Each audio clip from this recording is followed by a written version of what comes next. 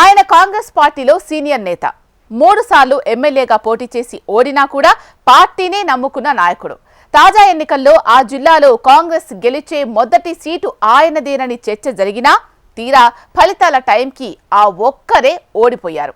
జిల్లాలోని అన్ని నియోజకవర్గాలు కాంగ్రెస్ సొంతమైన ఆ ఒక్క చోట ఓటమి చవిచూశారు. దీంతో వస్తది అనుకున్న పదవి రాక, ఇస్తారు అనుకున్న పదవి ఇవ్వకపోవడంతో ఆ సీనియర్ నేత పరిస్థితి వింతగా మారిందట. మంత్రి అవుదామనుకుంటే అసలుకే ఎసరొచ్చి అర్థం కాని పరిస్థితుల్లో ఓడిన ఆ వీరుడి ప్రస్థానం ఏంటి? ఎవరా నేత? Watch it.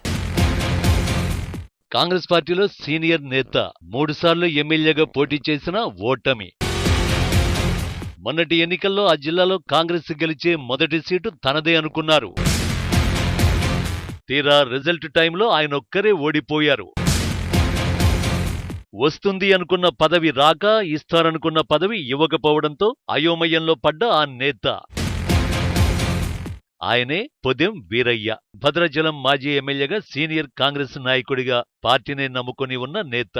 గత అసెంబ్లీ ఎన్నికలలో సిపిఐ పొత్తుతో కాంగ్రెస్ అభ్యర్థిగా పోటీ చేసి ఓడిపోయారు పొదెం వీరయ్య. అయితే ఇప్పటికీ తాను ఓడిపోలేదు, సొంత పార్టీ నేతలు తనను ఓడించారని అనుచరులతో చెప్పుకుంటున్నారట. తాను ఈసారి ఎమ్మెల్యేగా గెలిస్తే మంత్రి అయ్యే అవకాశం ఉండేదని ఎన్నికల ముందు పొదెం తన అనుచరులతో అన్నమాట. అంతేకాదు సర్వేలన్నీ ఆయన గెలుపు ఖాయమని చెప్పాయట. తీరా గెలిచే సీటు అనుకున్న భద్రాచలంలో కాంగ్రెస్ అభ్యర్థిగా పొదెం ఓడిపోయారు, పదవి చేజార్చుకున్నారు.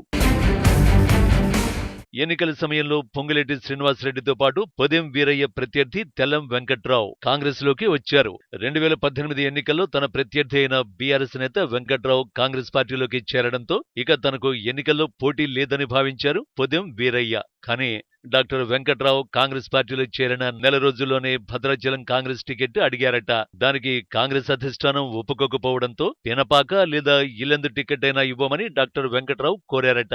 అయితే కాంగ్రెస్ అధిష్టానం ఈ రెండింటిలో ఏది కన్ఫర్మ్ చేయకపోవడంతో వెంకట్రావు తిరిగి బీఆర్ఎస్ లో చేరి ఎమ్మెల్యేగా పోటీ చేసి పొదెం వీరయ్యపై విజయం సాధించారు. అలా నియోజకవర్గంలో తనకు తిరుగులేదని భావించిన వీరయ్యకు ఈసారి ఓటమి గండం తప్పలేదట. ఇక్కడే పొదెం వీరయ్యను అనేక ప్రశ్నలు తొలిచేస్తున్నాయట. అన్ని సర్వేలు తనకు అనుకూలంగా ఉన్న బీఆర్ఎస్ అభ్యర్థి వెంకట్రావు గెలవడంపై తెగ అనుమానాలు కలుగుతున్నాయట. బీఆర్ఎస్ నేత అయిన వెంకట్రావు కోసం ఏకంగా కాంగ్రెస్ పార్టీలోని కొన్ని శక్తులు గట్టిగా పనిచేశాయని ఆయన గట్టిగానే నమ్ముతున్నారట. అదే విషయం తన అనుచరుల వద్ద వెళ్లబుచ్చుకుని తన గోడు వినిపించారట పొదెం వీరయ్య. ఇప్పుడు కాంగ్రెస్ పార్టీలో మంత్రిగా ఉన్న ఓ నాయకుడు బీఆర్ఎస్ నేత అయిన వెంకట్రావుకు దగ్గరి వ్యక్తి అని ప్రచారం వినిపిస్తోంది. ఆయనే ఎన్నికల సమయంలో డబ్బులు అరేంజ్ చేశారనే టాక్ వినిపిస్తోంది. అంతేకాదు తన సామాజిక వర్గానికి చెందిన కాంగ్రెస్ నేతలంతా డాక్టర్ వెంకట్రావు కోసం పనిచేశారని, అందుకే తాను ఓడిపోయానన్న నిర్ధారణకు వచ్చేశారట పొదెం వీరయ్య. ఇక తాను నిఖార్సైన కాంగ్రెస్ కార్యకర్తగా పార్టీ కోసం పనిచేస్తే వలస వచ్చిన నేతలు మంత్రులయ్యారని, తనకు ఎమ్మెల్సీగా అవకాశమిచ్చి కీలక పదవి ఇస్తామన్న హామీ ఉన్నా కనీసం పార్టీ ఆ వైపు ఆలోచన చేయటం లేదన్న భావనలో పొదెం వీరయ్య మదనపడుతున్నారట.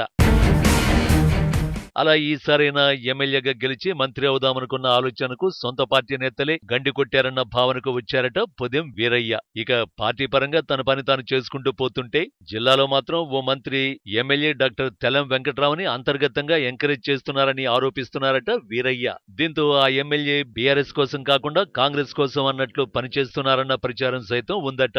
అందుకే సొంత నియోజకవర్గంలో తనకు అన్యాయం చేసిన సొంత పార్టీ నేతలెవరో నిగ్గు తేలేలా అధిష్టానం ఆలోచించాలని పొదెం వీరయ్య కోరుకుంటున్నారట.